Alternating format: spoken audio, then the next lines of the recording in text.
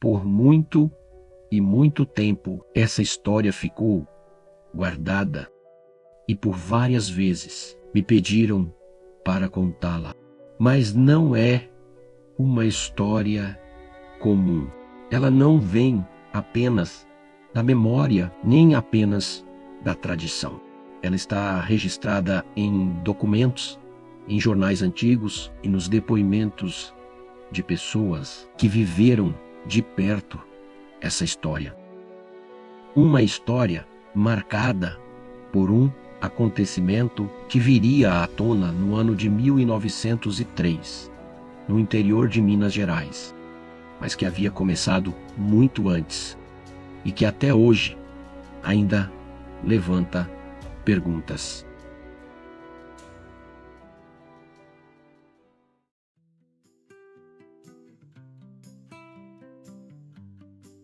Hoje, quem passa por esse lugar vê apenas um pedaço de pasto, calado, esquecido, como tantos outros no interior de Minas Gerais. Mas esse chão já foi cenário de uma história que até hoje levanta dúvidas. Aqui existiu uma fazenda grande, produtiva, cheia de vida, onde hoje há silêncio.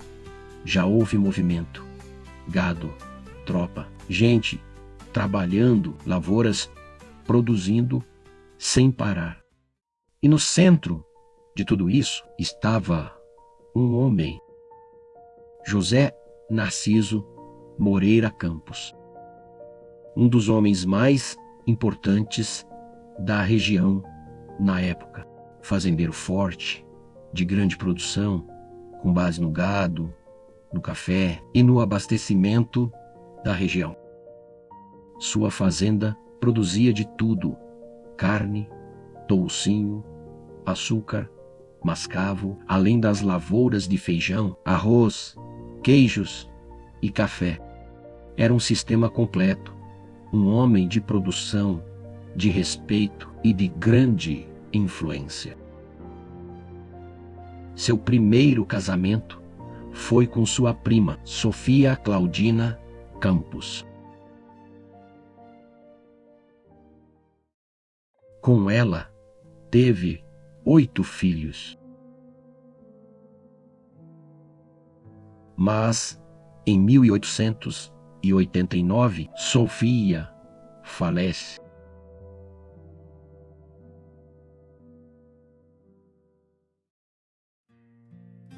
No ano seguinte, José Narciso decide recomeçar. Vai até uma localidade da região de São João del Rei, hoje Tiradentes, chamada Padre Gaspar. E lá se casa com Luísa Leopoldina do Nascimento. O casamento aconteceu no dia 15 de fevereiro de 1890. Um fato registrado, documentado e que marca o início de uma nova fase na família.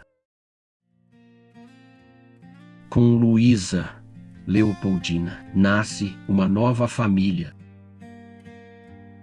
Abel Carlos Moreira Campos, Coronel Abel. Carlota Augusta de Campos. José Narciso Campos. O Juca Narciso. Horácio Moreira Campos.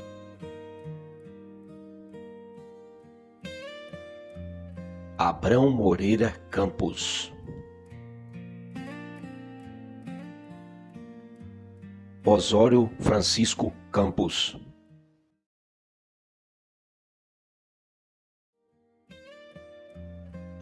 Cristina Laurentina Campos. Raul Moreira Campos.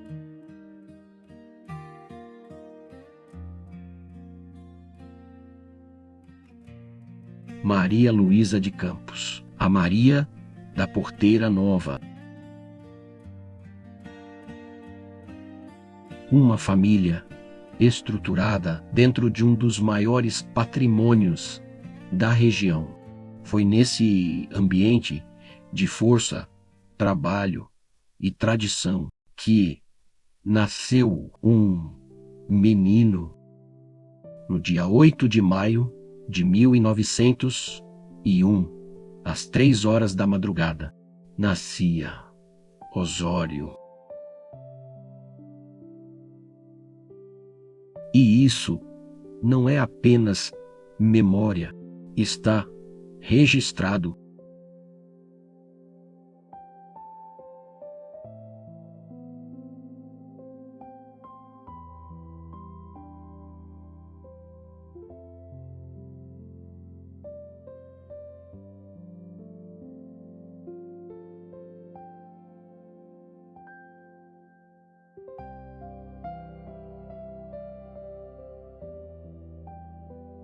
Nos primeiros anos de vida, nada parecia fora do lugar. Osório crescia ali, no meio da fazenda, cercado por uma rotina simples, mas cheia de significado. Dizem que era um menino diferente, atento, organizado. Ainda muito pequeno, já dobrava as próprias roupas e entregava à mãe, como se já entendesse tudo ao seu redor. Era um dia comum, como tantos outros na fazenda.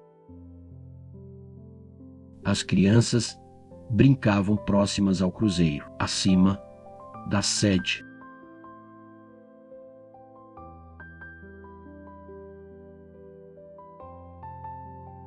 E junto com o pai, ajudavam em uma atividade simples, comum naquele tempo. Catavam cupins para alimentar os filhotes de angolinha.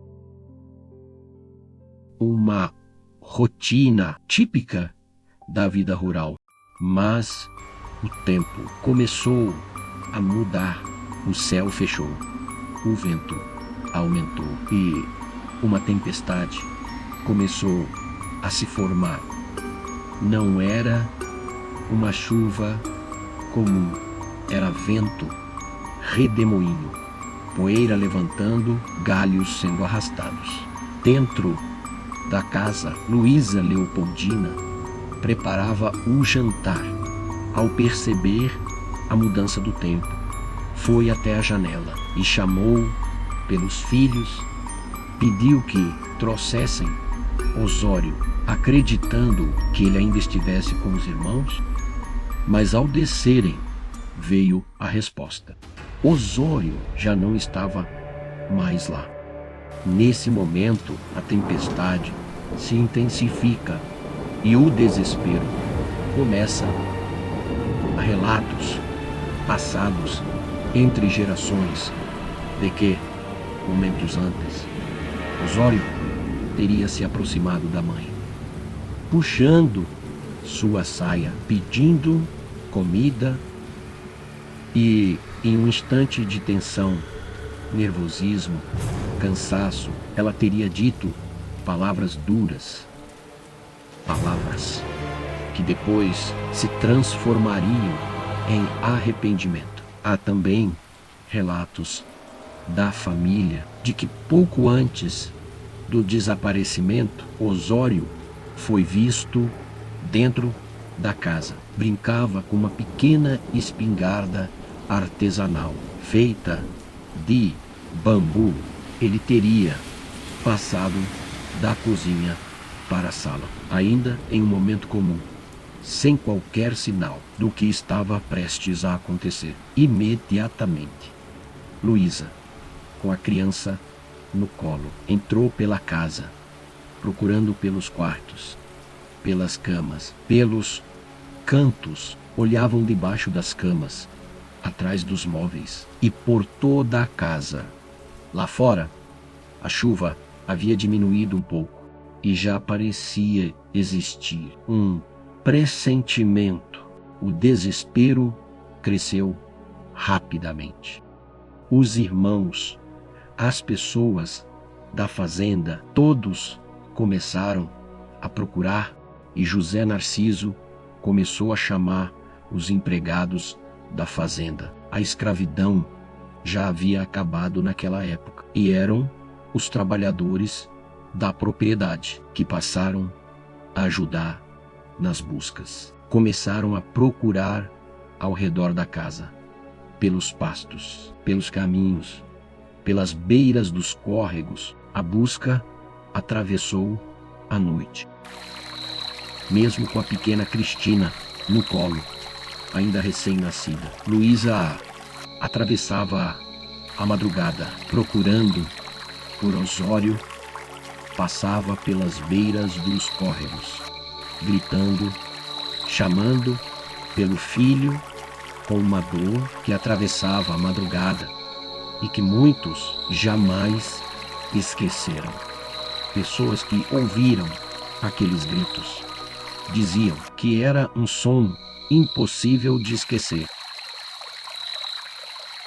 Se você deseja acompanhar os próximos capítulos dessa história, inscreva-se no canal, porque ainda existem muitos mistérios a serem revelados.